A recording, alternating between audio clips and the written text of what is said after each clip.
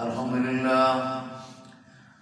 لله نحمده ونستعينه ونستغفره ونؤمن به ونتوكل عليه ونعوذ بالله من شرور أنفسنا ومن سيئات أعمالنا من يهده الله فلا مضل له ومن يضلل فلا هادي له ونشهد أن لا إله إلا الله وحده لا شريك له ونشهد أن سيدنا وسندنا وشفيعنا وحبيبنا ومولانا محمدا عبده ورسوله صلى الله عليه وعلى آله وأصحابه وسلم تسليما كثيرا كثيرا. أما بعد فأعوذ بالله من الشيطان الرجيم. بسم الله الرحمن الرحيم. إن الله وملائكته يصلون على النبي يا أيها الذين آمنوا صلوا عليه وسلموا تسليما. قال النبي صلى الله عليه وسلم من صلى علي واحدة صلى الله عليه عشرا.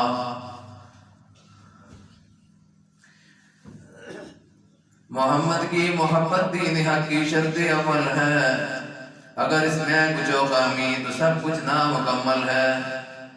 محمد ہے متاع عالم ایجاد سے پیارا، پدر مادر برادر مال جان اولاد سے پیارا. میرے قابل احترام ضرور عزیز ساتھیو، السلام علیکم ورحمۃ اللہ وبرکاتہ. حضرات گرامی، میں نے آپ کے سامنے سورۃ الاحزاب کی آیت نمبر 56 تلاوت کی ہے. اللہ تعالیٰ نے فرمایا کہ اللہ اور اس کے ملائکہ اس کے فرشتے نبی پر درود بھیجتے ہیں. اے لوگوں جو ایمان لائے ہو تم بھی ان پر درود و سلام بھیجو. بلند آواز سے سب درود پڑھیں. اللہم صلی علی محمد وعلى آل محمد كما صليت على إبراهيم وعلى آل إبراهيم إنك حميد مجيد. اللهم بارك على محمد وعلى آل محمد كما باركت على إبراهيم وعلى آل إبراهيم إنك حميد مجيد. اس ارشاد گرامی کا حکم بالکل واضح ہے، بالکل قطعی ہے.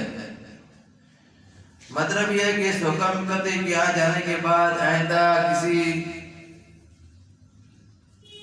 آدمی کو یہ حق نہیں پہنچتا کہ وہ اس آیت کو ایسے سمجھے، بلکہ زندگی میں ایک مرتبہ تو درود پڑھنا فرض ہے. پھر اللہ کی طرف سے اپنے نبی پر صلوات پڑھنے کا مطلب یہ ہے کہ وہ آپ پر بے حد و حساب مہربان ہے، وہ آپ پر رحمت نازل فرماتا ہے، وہ آپ کی تعریف کرتا ہے، آپ صلی اللہ علیہ وسلم کے کام میں برکت دیتا ہے اور آپ صلی اللہ علیہ وسلم کا نام بلند کرتا ہے، آپ پر رحمتوں کی بارش نازل فرماتا ہے. اور ملائکہ کی طرف سے آپ صلی اللہ علیہ وسلم پر صلوات کا مطلب یہ ہے کہ وہ آپ صلی اللہ علیہ وسلم سے غائب درجے کی محبت رکھتے ہیں، بہت زیادہ آپ صلی اللہ علیہ وسلم سے محبت رکھتے ہیں. آپ کے حق میں اللہ تعالیٰ سے دعا کرتے ہیں کہ وہ آپ صلی اللہ علیہ وسلم کو زیادہ سے زیادہ مرتبے، مقامات، درجات عطا فرمائے. اور اس کے بعد آپ کے دین کو سر بلند کرے، آپ کی شریعت کو فروغ بخشے، آپ کو مقام محمود تک پہنچائے. یہ فرشتے دعا کرتے رہتے ہیں. تو سیاق و سباق پر نگاہ ڈالنے سے محسوس ہوتا ہے اور معلوم ہوتا ہے کہ اس سلسلہ بیان میں یہ بات ارشاد فرمائی، کس لیے ارشاد فرمائی گئی ہے. وہ وقت تھا کہ دشمنان اسلام دین مبین کے فروغ پر اپنے دل کی جلن نکال رہے تھے. حضور صلی اللہ علیہ وسلم کے خلاف الزامات کی بوچھاڑ تھی، حضور صلی اللہ علیہ وسلم کے خلاف الزامات کے طوفان تھے، اور وہ آپ صلی اللہ علیہ وسلم پر الزامات لگا رہے تھے. اپنے نزدیک یہ سمجھ رہے تھے کہ اس طرح یہ کیچڑ اچھال کر وہ آپ صلی اللہ علیہ وسلم کے اخلاقی اثر کو ختم کر دیں گے، جس کی بدولت اسلام اور مسلمانوں میں اس کا اثر پڑے گا، اور جو ان کے دین کی طرف اور اسلام کو غالب کرنے کی طرف، اسلام کے جاری و ساری کرنے کی طرف دن بدن قدم بڑھ رہے ہیں، وہ قدم رک جائیں گے. ان حالات میں یہ آیت نازل ہوئی اور اللہ تعالیٰ نے یہ آیت نازل کر کے کفار، منافقین اور مشرکین کو یہ بات بتا دی کہ میرے نبی کو بدنام کرنے اور ایجا دکھانے کی جتنی چاہے کوششیں کر لیں، جتنا چاہے زور لگا لیں، آخر کار وہ منہ کی کھائیں گے، اس لیے کہ میں اس پر مہربان ہوں، میں اپنے نبی پر مہربان ہوں، اور ساری کائنات کا نظم و نسق جن فرشتوں کے ذریعہ سے چل رہا ہے وہ اس کے حامی اور اس کے سناخان ہیں۔ وہ اس کی مذمت کر کے کیا پا سکتے ہیں جبکہ میں اس کا نام بلند کر رہا ہوں۔ میں نے خود فرما دیا ہے کہ وَرَفَعْنَا لَكَ ذِكْرَكَ، کہ میں نے تمہارا نام بلند کر دیا ہے، تو جس کا نام اللہ بلند کرے اس کے نام کو کوئی نیچا نہیں کر سکتا۔ اور پھر میرے فرشتے اس کی تعریفوں کے چرچے کرتے ہیں، وہ اپنے اونچے ہتھیاروں سے اس کا کیا بگاڑ سکتے ہیں جبکہ میری رحمتیں اور میری برکتیں اور میری مدد اور میری نصرت اس کے سامنے حال ہے، اس کے ساتھ ہے۔ اور میرے فرشتے شب و روز دعائیں کر رہے ہیں کہ یا رب تعالیٰ، اے رب العالمین، محمد صلی اللہ علیہ وسلم کا مرتبہ اور زیادہ اونچا کر، اور زیادہ اونچا کر، اس مورد کے دین کو فروغ دے، ان کے دین کو زیادہ سے زیادہ پھیلا۔ یہ فرشتے دعائیں کر رہے ہیں۔ تو دوسرا مطلب الفاظ جو فرمائے ہیں کہ بے شک اللہ اور اس کے فرشتے نبی کریم صلی اللہ علیہ وسلم پر درود بھیجتے ہیں، ایمان والوں تم بھی ان پر درود و سلام بھیجو۔ تو دوسرے الفاظ میں اس کا مطلب یہ ہے کہ لوگوں جن کو محمد رسول اللہ صلی اللہ علیہ وسلم کی بدولت راہ ہدایت نصیب ہوئی ہے، صراط مستقیم نصیب ہوا ہے، تم ان کی قدر پہچانو اور ان کی آسانی عظیم کا حق ادا کرو۔ تم جہالت کی تاریکیوں میں بڑھ رہے تھے، تم کفر و شرک میں دھکے کھا رہے تھے، تم ذلیل و خوار ہو رہے تھے، اس شخص نے تمہیں علم کی روشنی دی، تم اخلاق کی پستیوں میں گرے ہوئے تھے، اس شخص نے تمہیں اٹھایا اور اس قابل بنایا کہ آج محسود خلائق بنے ہوئے ہو، تم بخشت اور حیوانیت میں مبتلا تھے، اس نے تم کو بہترین انسانی تہذیب سے آراستہ کیا، بہترین انسانی تمدن سے آراستہ کیا، اور کفر کی دنیا اس لیے اس شخص پر خار کھا رہی ہے، اس شخص کی مخالف ہو رہی ہے کہ اس نے یہ احسانات تم پر کیے ہیں، ورنہ اس نے کسی کے ساتھ ذاتی طور پر کوئی برائی نہیں کی، کسی کے خلاف کوئی جھگڑا نہ کسی سے کیا، نہ کسی سے کوئی لڑائی کی، اور اس لیے اب تمہاری احسان شناسی کا لازمی تقاضا یہ ہے، لازمی تقاضا یہ ہے کہ جتنا بغض وہ اس خیر مجسم کے خلاف رکھتے ہیں، جتنی نفرت وہ اس خیر مجسم کے خلاف رکھتے ہیں، اسی قدر بلکہ اس سے زیادہ تم ان سے محبت رکھو، تم ان سے زیادہ محبت رکھو۔ جتنی وہ اس سے نفرت کرتے ہیں اتنے ہی بلکہ اس سے زیادہ تم اس کے گرویدہ ہو جاؤ، جتنی وہ اس کی مذمت کرتے ہیں اتنی نہیں بلکہ اس سے زیادہ تم اس کی تعریف کرو، جتنے وہ اس کے بدخواہ ہیں اتنے ہی نہیں بلکہ اس سے کئی گنا زیادہ تم اس کے خیر خواہ بن جاؤ، اور اس کے حق میں دعا کرو کہ جو اللہ کے فرشتے شب و روز کے لیے دعا کر رہے ہیں کہ اے رب دو جہان، جس طرح تیرے نبی صلی اللہ علیہ وسلم نے ہم پر بے پایہ احسانات فرمائے ہیں، تو بھی ان پر بے حد و حساب رحمت نازل فرما، ان کا مرتبہ دنیا میں سب سے زیادہ بلند کر، اور آخرت میں انہیں تمام مقربین سے بڑھ کر تقرب عطا فرما، اور ان کو مقام محمود نصیب فرما۔ اس آیت میں مسلمانوں کو دو چیزوں کا حکم دیا گیا ہے، ایک صلو علیہ، دوسرے سلموا تسلیما۔ صلاۃ کا لفظ جب علیہ کے صلہ میں آتا ہے تو اس کے تین معنی ہوتے ہیں کہ کسی پر مائل ہونا، اس کی طرف محبت کے ساتھ متوجہ ہونا، اس پر جھکنا، دوسرے یہ کہ اس کی تعریف کرنا، اور تیسرے یہ کہ کسی کے حق میں دعا کرنا۔ تو جب یہ لفظ اللہ تعالیٰ کے لیے بولا جائے گا تو ظاہر ہے کہ تیسرے معنی ہو سکتے ہیں کہ کسی کے حق میں دعا کرنا، کیونکہ اللہ تعالیٰ، اللہ کا کسی اور سے دعا کرنا قطعاً قابل تصور ہی نہیں ہے۔ اللہ کسی کے آگے تو دعا نہیں کرے گا، ہم نے اللہ کے آگے دعا کرنی ہے۔ اس لیے لا معلا وقالے جو میں نے دو ہیں ان سے الگ تیسرا میں نے لیا جائے گا، خواہ فرشتے ہو یا انسان، تینوں میں نے ان میں نہیں آئیں گے بلکہ ان میں ایک میں نہ آئے دوسرا میں نہ آئے گا۔ تو اس لحاظ سے مطلب یہ ہوا کہ اللہ تعالیٰ کی ذات کے آگے دعا کرنا، دعا کیا کرنی ہے؟ اللہم، اے اللہ، اللہم صلی علی محمد وعلی آل محمد، اے اللہ محمد صلی اللہ علیہ وسلم پر اور محمد صلی اللہ علیہ وسلم کی آل پر رحمت بھیج، کما صلیت علی ابراہیم وعلی آل ابراہیم انکا حمید مجید، جیسا کہ تم نے ابراہیم اور ابراہیم علیہ السلام کی آل پر اپنی رحمت بھیجی ہے، انکا حمید مجید، بے شک تو بزرگ و برتر ہے۔ اللہم بارک علی محمد وعلی آل محمد، اے اللہ تو برکت بھیج محمد صلی اللہ علیہ وسلم پر اور محمد صلی اللہ علیہ وسلم کی آل پر، کما بارک علی ابراہیم وعلی آل ابراہیم انکا حمید مجید، جیسا کہ تم نے ابراہیم علیہ السلام اور ابراہیم علیہ السلام کی آل پر برکت بھیجی، انکا حمید مجید، بے شک تو بزرگ و برتر ہے۔ تو اللہ نے جس طرح ان پر برکت بھیجی تھی، جس طرح ان پر برکت بھیجی تھی، اس طرح اللہ نے دعا سکھائی کہ ان پر اور ان کی آل پر بھی اسی طرح برکت بھیج، اسی طرح رحمت بھیج۔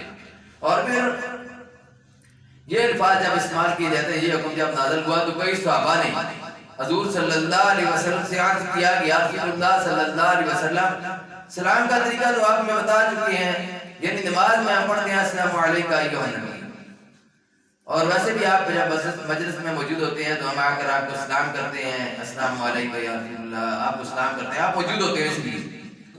اب اس وقت تو حضور موجود نہیں ہے، جیسا کہ بعض یہ کہتے ہیں کہ دم بدم پڑھو درود، یہاں حضرت بھی ہیں موجود، حضرت یہاں موجود نہیں، حضرت اپنے روزے میں ہیں۔ تو اس لیے حضور صلی اللہ علیہ وسلم کی طرح ایسا خیال رکھنا یہ بھی شرک ہے کہ آپ صلی اللہ علیہ وسلم اسی طرح موجود ہیں جس طرح اللہ موجود ہے۔ اس سے بھی بچنے کی کوشش کرنی چاہیے۔ شرک جو ہے کبیرہ گناہ ہے اور انسان کے اعمال کو برباد کر دیتا ہے۔ بارگاہ حضور صلی اللہ علیہ وسلم سے بہت سے صحابوں نے سوال کیا، مختلف موقع پر صحابہ نے سوال کیا کہ کیف نصلی علیک یا رسول اللہ، ہم آپ پر کیسے درود پڑھیں یا اللہ کے رسول صلی اللہ علیہ وسلم؟ بخاری کے مسلم کی حدیث میں حضور صلی اللہ علیہ وسلم نے کیا ان کو جواب دیا؟ صلو، کہو اللہم صلی علی محمد وعلی آل محمد کما صلیت علی ابراہیم وعلی آل ابراہیم انکا حمید مجید، اللہم بارک علی محمد وعلی آل محمد کما بارکت علی ابراہیم وعلی آل ابراہیم انکا حمید مجید۔ حضور نے یہ درود صحابہ کو بتایا تھا۔ اور بھی کعب بن عجرہ کی جو حدیث ہے، کعب بن عجرہ رضی اللہ تعالیٰ عنہ کہتے ہیں کہ مجھے حضور صلی اللہ علیہ وسلم نے اس طرح سکھایا، اللہم صلی علی محمد وعلی آل محمد کما صلیت علی ابراہیم وعلی آل ابراہیم انکا حمید مجید، وبارک علی محمد وعلی آل محمد کما بارکت علی ابراہیم وعلی آل ابراہیم انکا حمید مجید۔ یہ درود تھوڑے لفظی اختلاف کے ساتھ کعب بن عجرہ رضی اللہ تعالیٰ عنہ سے بخاری، مسلم، ابو داؤد، ترمذی، نسائی، ابن ماجہ، امام احمد، ابن ابی شیبہ، عبدالرزاق، ابن ابی حاتم اور ابن جریر نے روایت کیا ہے، اور ابن عباس ان سے بھی بہت خفیف فرق کے ساتھ یہی درود پڑھتے ہیں۔ اور ابو حمید سعدی کہتے ہیں کہ مجھے رسول اللہ صلی اللہ علیہ وسلم نے درود سکھایا، اللہم صلی علی محمد وازواجہ وذریاتہ کما صلیت علی ابراہیم وعلی آل ابراہیم انکا حمید مجید۔ باقی بہت سارے درود شریف ہیں جو حدیث کی کتابوں میں درج ہیں، اور تمام درود تقریباً سب ہی اللہم سے شروع ہوتے ہیں، اللہم صلی علی محمد، اے اللہ محمد صلی اللہ علیہ وسلم پر رحمت بھیج۔ تو یہ بعض لوگ کہتے ہیں اللہ کو ہم کہیں، اللہ ہمیں کہہ رہا ہے کہ یا ایھا الذین آمنوا صلوا علیہ وسلم تسلیما، ایمان والو تم درود بھیجو نبی صلی اللہ علیہ وسلم، ہم کہتے ہیں اللہم تو بھیج۔ یہ الٹا سوال آج کل کی سادہ چل رہا ہے لوگوں کو کہنے کے لیے کہ ہم اس لیے پڑھتے ہیں الصلاۃ والسلام علیکم، یہ اس لیے ہم پڑھتے ہیں۔ بھئی تم اس لیے پڑھتے ہو تو حضور نے تو بتایا تھا، صحابہ نے کون سا کام تھا جو حضور سے نہیں پوچھا تھا؟ حضور سے صحابہ نے جب پوچھا کیف نصلی علیک، کیسے درود پڑھیں، تو حضور نے بتایا تھا کہ اس طرح درود پڑھو۔ اب درود شریف پڑھنے کا ثواب کتنا زیادہ ہے؟ حضور نے فرمایا من صلی علیہ واحدۃ صلی اللہ علیہ عشرہ، جو آدمی پر ایک مرتبہ درود پڑھے گا اس پر اللہ کی 10 رحمتیں آتی ہیں، 10 گنا اللہ معاف کرتا ہے، 10 درجے اللہ بلند کرتا ہے، تو کتنا بڑا اجر و ثواب ہے۔ پھر فرمایا کہ جو آدمی درود پڑھنا بھول گیا وہ جنت کا راستہ بھول گیا، جنت کا راستہ بھول گیا، تو کتنا عظیم الشان کام ہے درود شریف۔ پہلے بھی اس پر بات کی تھی کہ درود شریف زیادہ سے زیادہ پڑھنا چاہیے، یہ اللہ کی مقبول ترین عبادت ہے، یہ ایک ایسی عبادت ہے، واحد عبادت ہے جس کے قبول ہونے میں شک ہی نہیں ہے۔ اب بھی کوئی کہتا ہے کہ درود کو نہیں مانتے تو بکواس کرتا ہے۔ الحمدللہ درود کے متعلق ہم بہت بیان کر چکے ہیں، بڑا واضح بیان کیا کہ درود پڑھنا چاہیے۔ یہ کیا طریقہ کار ہے کہ نبی کے طریقے سے ہٹ کر خود اپنی طرف سے کوئی طریقہ اختیار کیا جائے اور کہا جائے کہ فلاں آدمی اس چیز کو نہیں مانتا؟ حضور صلی اللہ علیہ وسلم کے دور میں حدیث میں جو اذان بتائی گئی ہے اس اذان سے پہلے درود کوئی نہیں، نہ یہ درود ابراہیمی بھی کوئی نہیں ہے اور یہ بھی کوئی نہیں ہے کہ صلاۃ و سلام کوئی نہیں کوئی ثابت کر سکتا کہ حضور صلی اللہ علیہ وسلم پر حضرت بلال رضی اللہ تعالیٰ عنہ نے اس طرح کر کے اذان دی ہو. نقلی کام کرنے، جعلی کام کرنے اور پھر دوسروں کو کہنا. چور بھی کہتا چور و چور، ایسی کیفیت معاشرے کے اندر ہے. اور پھر بعض کہتے ہیں ہم پڑھتے ہیں بسم اللہ الرحمن الرحیم. تم بسم اللہ کیوں پڑھتے ہو جب بسم اللہ اذان سے پہلے نہیں ہے؟ اور یہ پڑھ لینے ہیں صلی اللہ علیہ ناصر صلاۃ و سلام لینا پڑتا ہے. وہی اسی پڑھ لینے ہیں اور کو شعر پڑھ لینے ہیں کو سے ابروب دے اذان دی پہلا اسی اصلاح دینا پڑ رہی ہے. تسی کیوں پڑھ دے؟ جب حضور صلی اللہ علیہ وسلم نے نہیں یہ طریقہ بتایا تو کیوں خود ساختہ طریقے ایجاد کرتے ہو؟ دین کے اندر نئی چیز ایجاد کرنا بدعت ہے نا. تو کل بدعت ضلالہ، ہر بدعت گمراہی ہے. وہ کل ضلالۃ فی النار، اور ہر گمراہی کا ٹھکانہ جہنم کی آگ ہے. ایک آدمی کہتا ہے مجھے اذان نہیں دینے دیتے اس لیے مجھے مجبوراً پڑھنا پڑتا ہے. تو اذان نہ دے، چھوڑ دے اذان. تو ضرور شرک والی بدعت والی اذان کر کے دینی ہے اذان. تو اسی طرح کر کے اس مسئلے کو یاد رکھیں. جو چیز حضور سے ثابت ہے وہ حدیث میں آتا ہے. حضور صلی اللہ علیہ وسلم نے اپنے ایک صحابی کو اذان سکھائی، اس کو کہا کہو اللہ اکبر اللہ اکبر. تو اذان کا تاثر کی نبی کریم صلی اللہ علیہ وسلم نے اللہ اکبر سے. اب حدیث میں کوئی نہیں حضور سے فرمایا کہ بھائی کہو بسم اللہ الرحمن الرحیم، نہیں حدیث میں فرمایا. جب حضور نے نہیں فرمایا تو ہمیں بھی وہ کام نہیں کرنا چاہیے. سورہ توبہ اس سے پہلے بسم اللہ الرحمن الرحیم ہم کیوں نہیں پڑھتے؟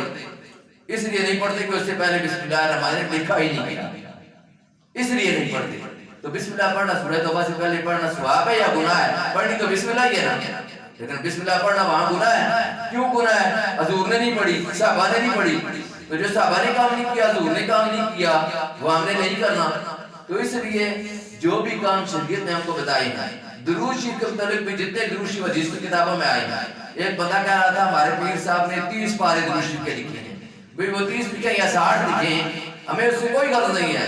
ہم یہ دیکھنا ہے کہ رسول اللہ صلی اللہ علیہ وسلم نے درود میں نہیں بتایا. اگر انہوں نے بتایا ہے تو ہمیں اس درود کو پڑھنا چاہیے نا جو رسول اللہ صلی اللہ علیہ وسلم نے بتایا ہے. اگر اس سے ہٹ کر رسول صلی اللہ علیہ وسلم نے فرمایا کہ بھئی ٹھیک ہے، تم خود اس صحابہ پوچھتے تھے کہ بھی درود ہم کون سا پڑھیں، درود فرماتے تھے اس طرح درود پڑھو. حضور کہتے ہیں کہ اپنے پاس سے درود بنا لو جو درود بنانا چاہتے ہو. تو صحابہ کرام ہو سکتا ہے اس سے بھی بہتر درود بناتے جو ہم درود پڑھتے ہیں. اس لیے آپ کی طرف سے درود بنانے کا جب صحابہ کو اختیار نہیں، حضور نے خود صحابہ کو درود پڑھ کے بتایا کہ یہ درود پڑھو اور اس طرح درود پڑھو. تو پھر صحابہ کرام کو جب آپ نے یہ تعلیم فرمائی ہے تو ہم کون ہوتے ہیں کہ اپنی طرف سے خود ہی درود کرنے شروع کر دیں، کہیں گے یہ فلاں صاحب نے ہمیں درود بتایا، فلاں صاحب نے کہا کہ اس طرح درود پڑھو. یہ صاحب جتنے بھی آئے پیر صاحبان یا مولوی صاحبان جو بتا رہے ہیں وہ نہیں. دیکھنا ہے کہ اللہ کے نبی صلی اللہ علیہ وسلم نے جس کی کتابوں میں درود کون سا بتایا ہے، وہ درود صاحب سے افضل درود جو نماز میں ہم پڑھتے ہیں. اسی لیے اس کو نماز میں رکھ دیا گیا ہے تاکہ قیامت کی صبح تک کا آخری نمازی جو نماز پڑھے وہ بھی یہ درود پڑھے اللہم صلی علی محمد وعلی آل محمد. سارے پر درود پڑھو اللہم صلی علی محمد وعلی آل محمد کما صلیت علی ابراہیم وعلی آل ابراہیم انک حمید مجید. اللہم بارک علی محمد وعلی آل محمد کما بارکت علی ابراہیم وعلی آل ابراہیم انک حمید مجید. وآخر دعوانا الحمد للہ رب العالمین.